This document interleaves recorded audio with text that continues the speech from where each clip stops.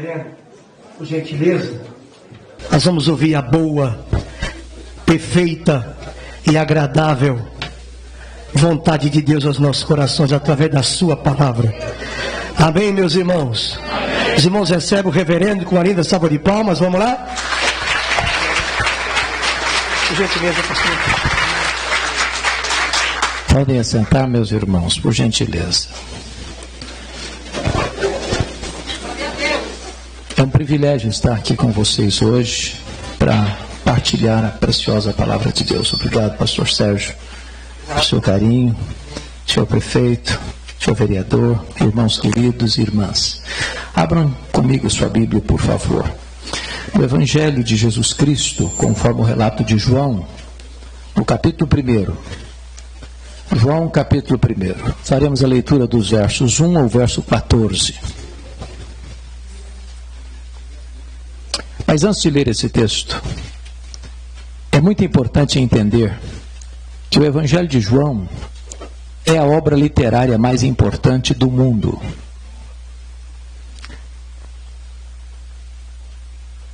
Este livro é único na história do que tange a publicação. É o livro mais vertido para outros idiomas de toda a literatura mundial.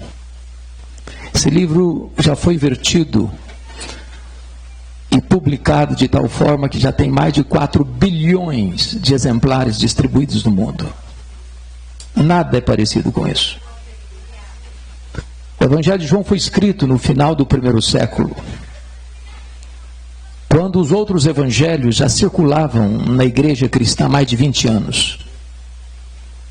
O Evangelho de João foi escrito quando os demais apóstolos, todos já estavam mortos, e mortos pelo viés do martírio. O Evangelho de João foi escrito para combater uma heresia terrível que surge no final do 1º século e quase devasta a igreja até o 3º século, chamada de gnosticismo, que é uma espécie de concubinato entre a fé judaica e a filosofia grega. Acho que vocês sabem que os gregos acreditavam na imortalidade da alma, mas os gregos não acreditavam na ressurreição do corpo, por causa do chamado dualismo grego. Para eles, a matéria era essencialmente má e o espírito era essencialmente bom. Por causa disso, os gregos não acreditavam em 3 doutrinas essenciais do cristianismo: a criação, a encarnação e a ressurreição. Então, no final do 1º século, já se começava a negar a divindade de Cristo, porque na cabeça dos gregos era assim: se Jesus tinha um corpo físico, e ele tinha, e se para eles a matéria era essencialmente má, então não podia ser essencialmente bom. Se ele não podia ser essencialmente bom, ele não podia ser Deus. Logo começavam a negar a divindade de Cristo. Então João escreve este evangelho, e ele diz isso no capítulo 20, 31, que ele escreveu este evangelho com um propósito: defender uma tese. Qual tese? É que Jesus Cristo é verdadeiramente Deus, sem deixar de ser verdadeiramente homem. Ele não deixou de ser Deus ao se encarnar, e ele não deixou de ser homem ao retornar para o céu como Deus. Então é com este pano de fundo que eu preciso que você acompanhe comigo a leitura desse texto. É como se João estivesse abrindo as cortinas da história, acendendo as luzes no palco da história e revelando para nós o nosso glorioso Redentor. E ele nos apresenta Jesus assim: no princípio era o Verbo, e o Verbo estava com Deus, e o Verbo era Deus. Ele estava no princípio com Deus. Todas as coisas foram feitas por intermédio dele, e sem ele, nada do que foi feito se fez. A vida estava nele, e a vida era a luz dos homens. A luz resplandece nas trevas, e as trevas não prevaleceram contra ela. Houve um homem enviado por Deus, cujo nome era João. Este veio como testemunha para testificar a respeito da luz. Ele não era luz, mas veio para testificar da luz, a saber, a verdadeira luz que vinda ao mundo ilumina a todo homem. O Verbo estava no mundo. O mundo foi feito por intermédio dele, mas o mundo não o conheceu. Veio para o que era seu, mas os seus não o receberam. Mas a todos quantos o receberam, deu-lhes o poder de serem feitos filhos de Deus, a saber, aos que creem no seu nome, os quais não nasceram do sangue, nem da vontade da carne, nem da vontade do homem, mas de Deus. E o Verbo se fez carne e habitou entre nós, cheio de graça e de verdade. E vimos a sua glória, glória como do unigênito do Pai. Amém. Quando João abre as cortinas da eternidade, ele quase nos tira o fôlego. Lá, já no início da sua fala, quando ele diz assim: no princípio era o Verbo. Vocês que devem ter uma noção da língua portuguesa até melhor do que a minha, percebem aí que o verbo ser não está no pretérito perfeito. Ele não diz no princípio foi o verbo, mas está no pretérito imperfeito. No princípio era o verbo. Isso significa que quando tudo teve um princípio, está escrito em Gênesis 1, que no princípio criou Deus os céus e a terra, o verbo já existia. Portanto, o verbo preexiste ao começo, ao início, ao princípio. Se ele preexiste ao princípio, logo ele é eterno. E eternidade é um atributo exclusivo de Deus. Eu li um livro em 1978, difícil de ler, necessário de ser lido, As Categorias de Aristóteles. E o pensador grego dizia o seguinte: nós só conhecemos as coisas dentro de categorias humanas, de tempo, de espaço, de tamanho. Eu entendo um pouquinho de tempo, eternidade eu não entendo. Eu explico. Se eu perguntar para você, se você tirar um dia de 1 milhão de anos, você não tem mais 1 milhão de anos, certo? Óbvio, claro. Mas se eu perguntar para você, se você tirar 1 milhão de anos da eternidade, quanto lhe resta? A eternidade. E se eu tirar 1 bilhão de anos da eternidade, quanto sobra? A eternidade. Logo, a eternidade não é tempo. Logo, você e eu não entendemos bem o que é eternidade. Sabe por quê? Porque só Deus é eterno, e esse é um atributo exclusivo de Deus. Pois o verbo é eterno. No princípio, era o verbo. E o verbo estava com Deus. Ora, se Deus é uma pessoa e Deus é, e se o verbo estava com Deus, e essa palavra na língua grega significa face a face com Deus, logo o verbo não é um ser impessoal como pensavam os gregos, mas um ser pessoal, da mesma essência, da mesma substância de Deus. Nas palavras do credo niceno, ele é Deus de Deus, luz de luz, coigual, coeterno e consubstancial com o Pai. E João termina dizendo o seguinte: o verbo era Deus. Não um ser inferior a Deus, como pensara Ário de Alexandria. Não um ser apenas superior aos anjos, mas um ser da mesma substância, tendo os mesmos atributos, realizando as mesmas obras. Isso me leva a pensar o que disse o pensador cristão C.S. Lewis, quando ele diz o seguinte: com respeito a Jesus, você só tem 3 opções. Ou ele é um mentiroso, ou ele é um louco, ou ele é Deus. Se ele não é quem ele disse ser, ele é um mentiroso. Se ele não é quem ele pensou ser, ele é um louco. Mas se ele é quem ele disse ser, então ele é Deus. Pois foi ele quem disse: quem me vê a mim, vê o Pai. Eu e o Pai somos um. Só nos resta curvarmos-nos aos seus pés, como Tomé, e dizer: Senhor meu e Deus meu. Então João já começa dizendo que o verbo é eterno, que o verbo é pessoal e que o verbo é divino. E ele diz no verso 2: o verbo estava com Deus. No princípio ele estava com Deus. Mas que princípio? No princípio criou Deus os céus e a terra. Quando os céus e a terra foram criados, o verbo estava lá. Mas não estava lá passivamente, ele estava lá ativamente, porque o verso 3 diz: todas as coisas foram feitas por intermédio dele, e sem ele nada do que foi feito se fez. Isso nos leva a 4 conclusões preliminares. Primeiro, a matéria não é eterna como pensavam os gregos. A matéria foi criada, e criada pelo nosso glorioso Redentor. Este mundo é constituído de matéria e energia. Matéria e energia não criam a si mesmas. Logo, alguém fora da matéria, independente da matéria, criou a matéria e estabeleceu leis para governar este mundo. E este é o nosso glorioso Redentor. Segundo, Este mundo não surgiu espontaneamente. Desculpem da expressão. Este mundo não pariu a si mesmo. Este mundo foi criado. Este mundo não veio à existência por iniciativa própria. O próprio Redentor, o nosso glorioso Redentor, é quem trouxe à existência esse mundo. Do nada ele tudo criou. Sem matéria pré-existente, ele criou todas as coisas. Ele chamou à existência as coisas que não existiam. E este é o nosso glorioso Redentor. Terceiro, este mundo não é resultado de uma mega explosão cósmica. A teoria do Big Bang não está ancorada na verdade. Sabem por quê? O caos não produz o cosmos. A desordem não produz a ordem. Seria mais fácil eu acreditar que se eu jogasse para o espaço 1 bilhão de letras, elas caíssem como uma grande enciclopédia, do que eu acreditar que uma mega explosão produzisse um universo tão vasto, tão insondável, com leis tão precisas, com movimentos tão harmônicos. Seria mais fácil eu acreditar que um rato correndo atabalhoadamente no teclado de um piano tocasse Serenata ao Luar. Irmãos, pensem comigo. Nós vivemos no planeta Terra. É claro que não foi uma explosão que nos deixou aqui. Porque se nós estivéssemos mais perto do Sol, nós morreríamos queimados. Se nós estivéssemos mais longe do Sol, nós morreríamos congelados. Não foi uma explosão que nos deixou aqui, foram as mãos do nosso glorioso Redentor. Pensem comigo no nosso satélite, a Lua. Vocês sabem que a Lua é a faxineira do planeta Terra.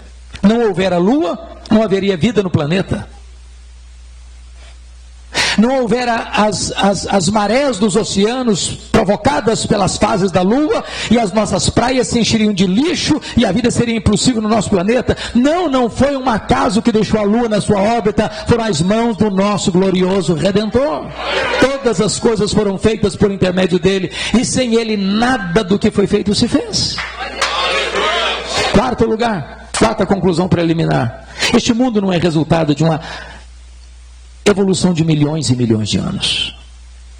Vocês bem sabem que em 1859, exatamente há 161 anos, Charles Darwin publicava o seu livro A Origem das Espécies em Londres, na Inglaterra. No dia da publicação, esgota-se a primeira edição. Esse livro tem mais de 800 verbos no futuro do subjuntivo. Suponhamos, suponhamos, suponhamos, suponhamos. Mas de lá para cá, a chamada teoria da evolução tem sido ensinada em escolas desde a fase mais inicial até um pós-doutorado, como se fosse uma verdade científica. Falta-lhe, entretanto, a evidência das provas. Que o mundo foi criado, a ciência prova. O que nós cremos pela fé é que este mundo que foi criado pelo nosso glorioso Redentor. É muito importante nós sabermos quão grande é o nosso glorioso Redentor. Quando eu vou para Isaías 40, ele está falando do Messias, no Isaías 40. Ele diz que este é aquele que mediu as águas na concha da sua mão. Pense comigo no Pacífico, no Atlântico, no Índico, no Mediterrâneo, nos mares, nos rios. Pois ele mediu as águas na concha da sua mão. Vá aqui no Atlântico um dia com um baldinho, tente esvaziá-lo. Veja quanto tempo você vai levar. Ele é aquele que pesa o pó das montanhas em balança de precisão, como se estivesse medindo partículas de ouro. Este é aquele que mede os céus a palmos. Este é aquele que espalha as estrelas no firmamento, e quando as chama pelo nome, nenhuma delas vem a faltar, pois este é o seu glorioso Redentor. Agora pergunte a um astrônomo, por mais robusto que seja o seu conhecimento, por mais peregrina que seja a sua inteligência, qual é o tamanho do universo que ele mediu a palmos? Pergunte. Sabe qual é a resposta dele? Se ele for honesto: eu não sei. Mas quando ele diz eu não sei, ele não está confessando uma ignorância absoluta, não. Ele está dizendo que nenhum homem é capaz de afirmar categórica e insofismavelmente qual é o exato tamanho do universo. O que os cientistas já sabem e afirmam é que o nosso universo tem mais de 93 bilhões bilhões de anos-luz de diâmetro. O que significa isso? Significa que se você voar à velocidade da luz, 300 mil quilômetros por segundo, nessa velocidade, você demoraria mais de 93 bilhões de anos para ir de uma extremidade à outra do universo. Pois o nosso glorioso Redentor criou tudo isso, é maior do que tudo isso, não há um centímetro desse universo onde eu não possa, isso aqui é meu, eu criei isso aqui, sou dono disso aqui, e sou Senhor sobre isso aqui, pois este é o seu glorioso Redentor. Pergunte a um astrônomo quantas estrelas existem. Sabe qual é a resposta dele? Eu não sei. O que eles já sabem e afirmam é que há mais estrelas no firmamento do que todos os grãos de areia de todas as praias e desertos do nosso planeta. Onde é a praia? Encha a concha da sua mão de areia, leve para casa, bote numa tábua de vidro e conte quantos grãos de areia você consegue botar na concha da sua mão. Pois há mais estrelas no firmamento que todos os grãos de areia de todas as praias e desertos do nosso planeta. Mas preste bem atenção. Ele não apenas criou todas elas, ele batizou cada uma delas pelo nome. E por ser forte em força e grande em poder, quando a chama pelo nome, nenhuma delas vem a faltar, pois este é o nosso glorioso Redentor. Mas agora nós não estamos mais pasmos com o macro-universo. Do século XX para cá, nós estamos espantados com o micro-universo. Com o micro-universo. Eu não vou arrancá-la.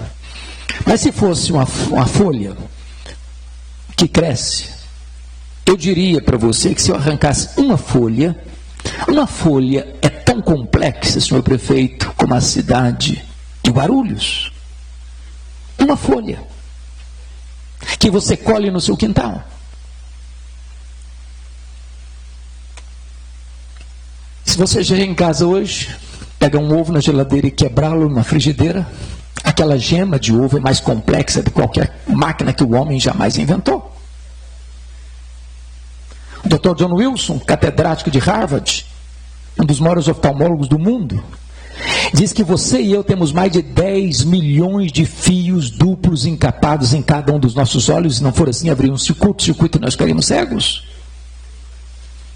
Dr. Marshall Nirenberg, prêmio Nobel de Biologia, fez uma das mais fantásticas descobertas no século passado. Ele descobriu que nós somos um ser programado geneticamente.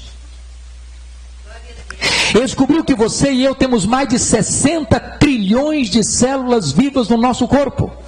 Descobriu mais, que em cada uma dessas células nós temos 1,70 m de fita DNA, onde estão gravados e computadorizados todos os nossos dados genéticos, a cor dos nossos olhos, a cor da nossa pele, o nosso temperamento.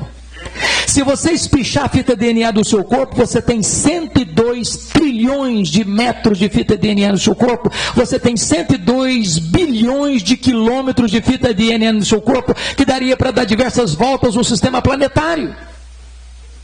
O Dr. Lowe vai afirmar mais tarde que códigos de vida não se originam espontaneamente, códigos de vida não se originam de uma explosão cósmica, códigos de vida não se originam de uma evolução de milhões e milhões de anos, códigos de vida foram plantados em você pelo Deus Todo-Poderoso, Criador dos céus e da terra, e este é o nosso glorioso Redentor. Todas as coisas foram feitas por intermédio dele, e sem ele nada do que foi feito se fez.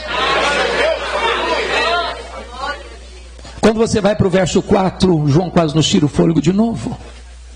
Quando ele diz, a vida estava nele e a vida era a luz dos homens. O que significa isso? Significa que tudo que existe, existe porque recebeu vida dele. Ele, Deus, é o único ser autoexistente. Alguém pergunta, mas quem criou Deus? Resposta, ninguém, ele não foi criado. Ele é o Criador. Alguém pergunta, mas quando ele passou a existir? Não passou a existir. Ele é eterno. Anjos, homens, animais, o universo, enfim, só tem vida porque recebeu vida dele. Então, se você está aqui hoje, você está, saiba disso, você está aqui porque ele deu vida a você.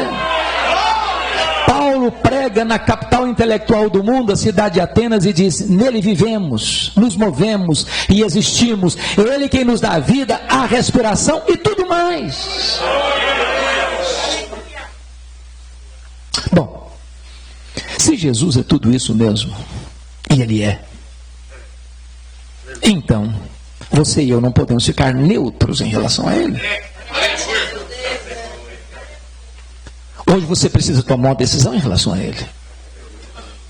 Valho-me do livro A Ética da Decisão, quando o autor disse o seguinte: você é como um cidadão dentro de uma canoa, rio abaixo, à beira de um abismo. Numa situação semelhante, você só não pode fazer uma coisa: ficar sem tomar uma decisão. Você é escravo da sua liberdade. Você tem que decidir. Você pode pular da canoa e nadar até a margem. Você pode remar e ancorar a canoa num lugar seguro. Ou você pode ficar dentro da canoa pensando que não tem abismo e se arrebentar quando a canoa cair lá embaixo. Só uma coisa você não pode deixar de fazer: é tomar uma decisão. Talvez você veja aqui e diga o seguinte: bom, eu estou aqui, mas eu não quero tomar decisão nenhuma. Bom, você pode dizer: eu estou indeciso. Mas eu quero dizer para você que a indecisão é uma decisão. A indecisão é a decisão de não decidir. E com respeito a Jesus, ele diz: quem não é por mim, é contra mim. Quem comigo não ajunta, espalha. É por isso que a partir de agora, do verso 6, o texto vai nos apresentar 3 reações a Jesus. A primeira dela, dos versos 6 a 9, a reação ou a decisão de João Batista, que resolveu dar a ele toda a glória. Pense comigo em João Batista, o precursor. Ele está pregando no deserto da Judeia. As multidões fluem das vilas, das aldeias, das cidades para o deserto para ouvi-lo. Lá estão os fariseus, lá estão os saduceus, lá estão os soldados, lá estão os coletores de impostos, e a multidão está chegando e ele está pregando batismo de arrependimento para remissão de pecados. Quando de repente, do meio da multidão, surge um bochicho, com voz aveludada, tentadora, sedutora, que vai beijar os ouvidos de João Batista com uma pergunta muito perigosa. E a pergunta foi esta: porventura, tu não és o Cristo? Olha o perigo aí. Ou a tentativa de colocar um homem no pedestal aí. Ou a tentativa de exaltar um homem aí. Pensem comigo, se João Batista tivesse engolido essa isca venenosa, ele podia até pensar: bom, na verdade, se eu me declarar Messias, o povo já tem do meu lado. Olha essa multidão toda aí. Ele poderia pensar: eu sou um sucesso, eu sou um fenômeno. Mas ele não engoliu a isca. Ele respondeu categoricamente: eu não sou o Messias. Eu não sou o verbo, eu sou apenas uma voz que clama no deserto. Eu não sou a luz, eu vim para testificar da luz, a saber, a verdadeira luz que vindo ao mundo ilumina todo homem. Eu não sou o noivo, eu sou apenas um amigo do noivo. Eu batizo com água, mas aquele que vem depois de mim é mais poderoso do que eu, e ele vos batizará com o Espírito Santo e com fogo. Eu tenho um lema de vida, eu aponto para ele e digo: eis o Cordeiro de Deus que tira o pecado do mundo. Convém que ele cresça e que eu diminua. Eu não sou nem digno de curvar-me, desatar as correias das suas sandálias. O que João está nos mostrando é o seguinte: toda a glória só pertence a Jesus, e ele não divide a sua glória com ninguém.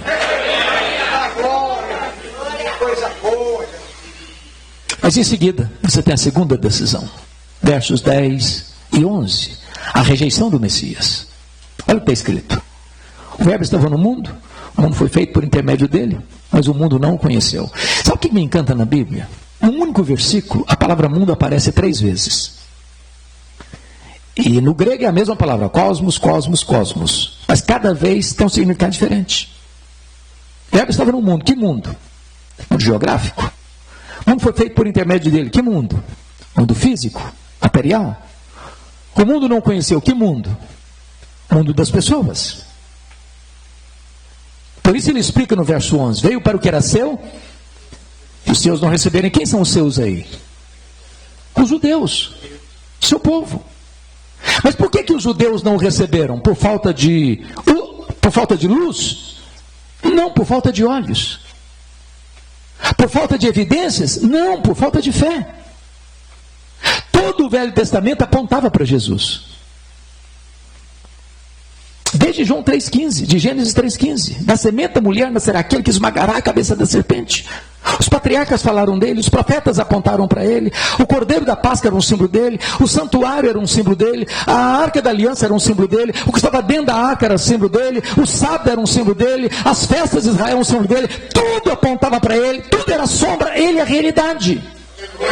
Por isso, na plenitude dos tempos, ele veio ao mundo, nasceu de mulher, nasceu sob a lei, para ser o nosso Redentor. Ele se encarnou, mas os seus não o receberam. Eles viram os seus milagres, eles ouviram as suas mensagens, eles notaram que ele tinha o poder de Deus na sua vida, mas eles o rejeitaram. Eu levo caravana todo ano a Israel. E uma das coisas que mais me entristece é que você chega lá e eles estão com a venda nos olhos. Os guias, via de regra, falam de Jesus como se fossem cristãos. Quando você chama a parte, pergunta, mas para você, quem é Jesus? Ah, não é o Messias. Veio para o que era céu, e os seus não receberam.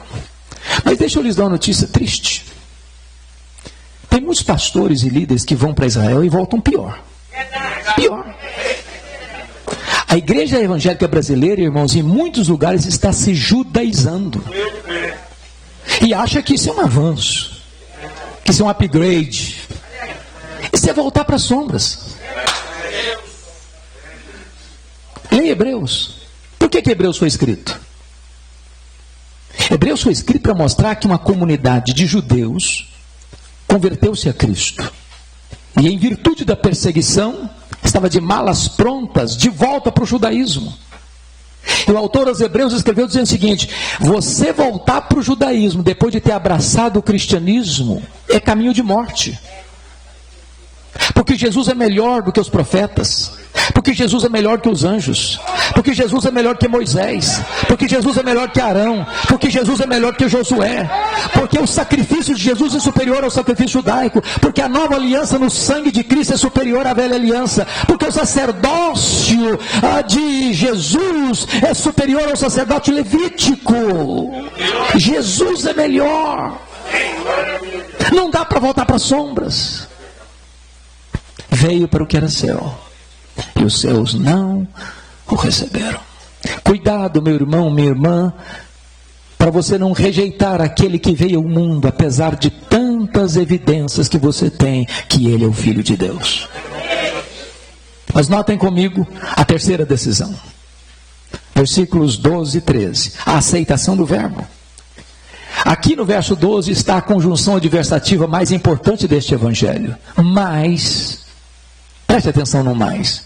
Ao ler a sua Bíblia, muita atenção para mais, porém, entretanto, todavia, entrementes, porque está contrastando o que disse antes com o que vai dizer agora.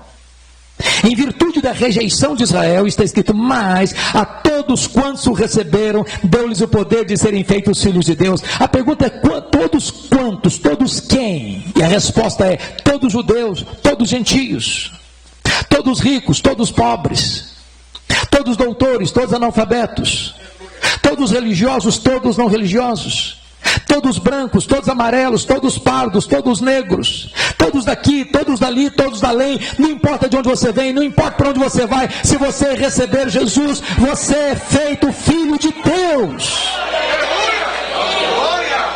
Fica evidente, portanto, que nem todos são filhos de Deus. Ser filho de Deus não é coisa natural. Alguém diz assim: ser filho de Deus, claro, eu nasci num país cristão. Ser filho de Deus, claro, eu tenho pais cristãos. Ser filho de Deus, é claro, eu frequento a igreja cristã. Outro diz: ser filho de Deus, claro, eu sou filho do pastor da igreja. A minha mãe até dirige o círculo de oração da igreja. Ter um pai pastor deve ser bom, né? Ter uma mãe de oração, com certeza. Mas isso não faz você filho de Deus. Ser filho de Deus, claro, eu sou um calvinista. Não, eu sou filho de Deus, sou um arminiano. Ser calvinista, ser arminiano pode ser coisa boa para você, mas isso não faz de você um filho de Deus, não. Você é filho de Deus, claro, sou Assembleia de Deus, desde que eu nasci. É uma bênção ser Assembleia de Deus, mas isso não faz de você filho de Deus, não. Para ser filho de Deus, você tem que nascer de novo. Se alguém não nascer de novo, não pode vir o reino de Deus. Se alguém não nascer da água e do Espírito, não pode entrar no reino de Deus. Ser filho de Deus é a coisa mais revolucionária que pode acontecer na sua vida. É você ser arrancado da potestade de Satanás para Deus. É você ser tirado do império das trevas para o reino da luz. É você sair dali da escravidão para a liberdade, das trevas para a luz, da morte para a vida. Agora, nós não podemos ficar confusos sobre o que é ser filho de Deus, por isso João explica no versículo 13. Primeiro, os quais não nasceram do sangue, nem da vontade da carne, nem da vontade do homem, mas de Deus. O que significa isso? Primeiro, os quais não nasceram do sangue, significa que ser filho de Deus não é hereditário. Tem um ditado popular que diz assim: filho de peixe, peixinho é. Mas não é verdade que ser filho de crente, crentinho é. Ninguém entra no céu por procuração. Ninguém entra no céu por atacado. Ninguém entra de carona no céu. Para você entrar no céu, você precisa nascer não do sangue, mas do Espírito. Nascer de novo. Segundo, os quais não nasceram do sangue, nem da vontade, preste atenção, nem da vontade da carne. O que significa isso? Significa que ninguém pode se autoproclamar filho de Deus. Pense comigo na seguinte cena: feriado. Paulistano gosta de sair, né? Para a praia, para a montanha, para qualquer lugar. Aí você chega naquele dia gostoso, num ambiente gostoso, aquela relva verde, farfalhante, o arvoredo, com as suas cabeleiras esvoaçando-se pelo vento, os pássaros cantando, as flores mimosas, as borboletas voando, e você deitado numa rede, num lugar bem gostoso, e você começa a pensar, que coisa linda, que coisa maravilhosa. Você quer saber de uma coisa? A partir de hoje eu me faço filho de Deus. Bonito, não? Mas impossível. Impossível. Só o próprio Deus pode fazer de você seu filho. Não é se você é bonito ou feio, se você é grande ou pequeno, se você é rico ou pobre, se você mora numa casa pequena ou numa mansão. A única condição para você ser filho de Deus é receber Jesus Cristo como seu Salvador. Agora ele termina dizendo o seguinte: os quais não nasceram da vontade nem da vontade do homem. A ideia aqui é a seguinte: nenhum ser humano tem competência para dizer para você, seja filho de Deus. Nem Paulo, nem Pedro, nem Maria, nem o pastor, nem o bispo, nem o sacerdote, nem a igreja, nenhum concílio eclesiástico tem poder de dizer assim, seja filho de Deus. Impossível. Impossível. A salvação não está na mão da igreja. A salvação pertence ao Senhor. Só Ele pode dar. E Ele só dá, e dá a todos quantos receberam o seu Filho, Jesus Cristo, como Salvador e Senhor. Agora João vai nos levar para o versículo 14, para fechar essa questão. Vai nos trazer um mistério sublime. E diz assim: o verbo se fez carne e habitou entre nós, cheio de graça e de verdade. Mas eu tenho que fazer uma pergunta: que verbo se fez carne? E a resposta é: o verbo eterno, pessoal, divino, autoexistente, criador, doador da vida, aquele que é a luz do mundo, que vindo do mundo ilumina todo homem, aquele que é Deus, autoexistente, infinito, imenso, eterno, imutável, onipotente, onipresente, onisciente, transcendente, soberano, que nem os céus dos céus pode contê-lo. O apóstolo Paulo em Filipenses chega a dizer que ele a si mesmo se esvaziou. Ele não foi esvaziado, ele se esvaziou. se nem os céus dos céus pode contê-lo, e então mais do que 93 bilhões de anos-luz, ele é maior que tudo isso, e vai se esvaziando, e vai se esvaziando, e vai se esvaziando, e vai se esvaziando, e vai se esvaziando, a ponto de se transformar um zigoto, um embrião, um feto, um bebê que nasce de uma virgem deitado numa manjedoura. Vocês já imaginaram que mistério é esse? Atanásio, que foi o campeão do primeiro concílio geral da igreja em Nicéia em 325, escreveu uma obra sobre encarnação e diz que a encarnação é o maior mistério do cristianismo. O verbo se fez carne, mas não para habitar longe de nós, não, para habitar entre nós. Ele vestiu pele humana, ele calçou as sandálias da humildade, ele pisou o nosso chão, ele comeu o nosso pão, ele bebeu a nossa água, ele chorou as nossas lágrimas, ele sentiu a nossa dor, ele carregou sobre o seu corpo os nossos pecados, ele morreu na cruz pelos nossos pecados, para nos dar a vida eterna. E ele habitou entre nós, não cheio de justiça e juízo, porque se ele tivesse habitado entre nós cheio de justiça e juízo, nós estaríamos consumidos. O melhor de nós, diz a Bíblia, as nossas justiças não passam de trapo de imundícia aos seus olhos. E o pior de nós, hein? Mas ele se manifestou entre nós cheio de graça, cheio de graça, cheio de graça e de verdade. Ele nos apanhou arruinados, ele nos apanhou sujos, ele nos apanhou depravados, ele nos apanhou contaminados, ele nos apanhou completamente arruinados pelos nossos pecados, e ele nos limpou, e ele nos lavou, e ele nos transformou, e ele nos restaurou, e ele nos fez membros da família de Deus. Louvado seja o seu nome. E João termina assim: e vimos a sua glória, glória como do unigênito do Pai. Vocês sabem, irmãos, que glória não é um atributo de Deus.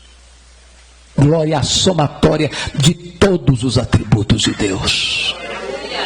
Lá no Velho Testamento, quando Deus levantava um profeta, via de regra ele enfatizava um atributo de Deus. Isaías enfatizou a santidade, Amós a justiça, Oséias a misericórdia. Mas quando Jesus vem, ele não vem para falar da justiça, ou da misericórdia, ou da santidade. Ele vem para revelar Deus na sua plenitude.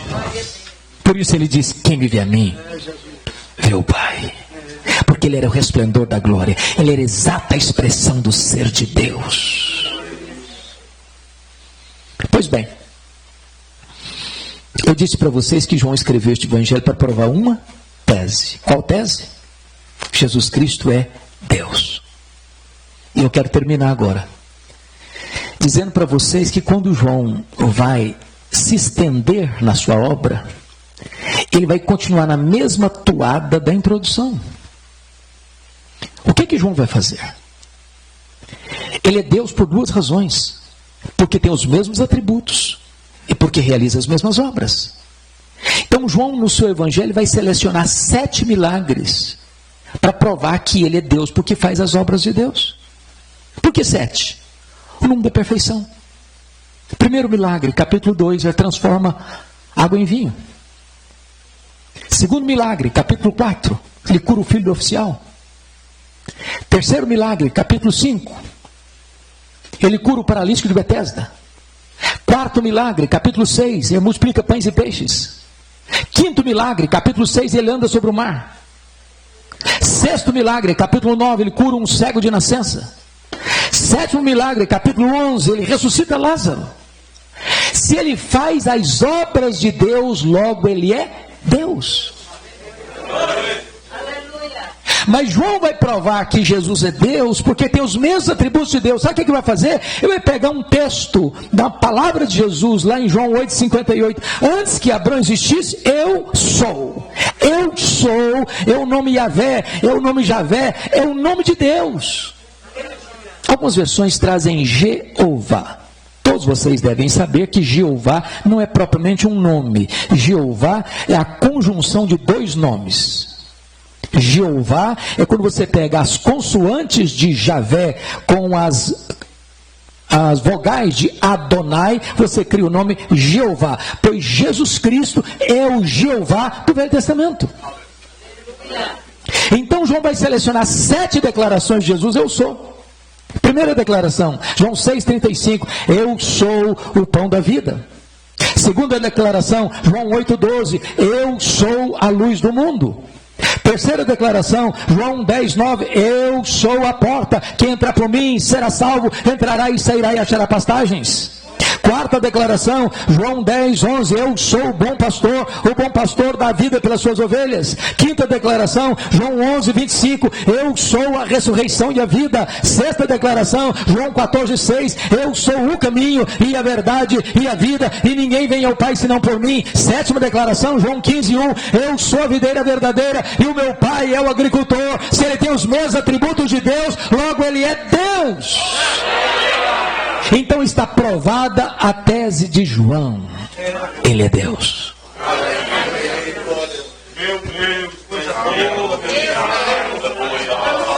Oh, amados, eu espero em nome de Jesus que você, cada um aqui, possa conhecer e prosseguir em conhecer o nosso glorioso Redentor. Nós não temos outro assunto, nós não temos outro tema, nós não temos outra mensagem. Precisamos conhecê-lo, porque você não pode amar quem você não conhece. Quanto maior ele for para você, menor você será diante dos seus olhos, e mais você vai se curvar diante dos seus pés. A ele a honra, a ele a glória, a ele o domínio, a ele o poder, a ele a exaltação agora e pelos séculos eternos. Amém.